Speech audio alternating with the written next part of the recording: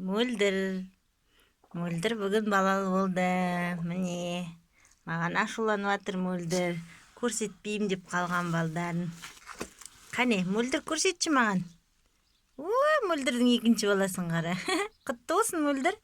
Мына нелерді, скорлупаларды алып тастайын та Мөлдір-ау.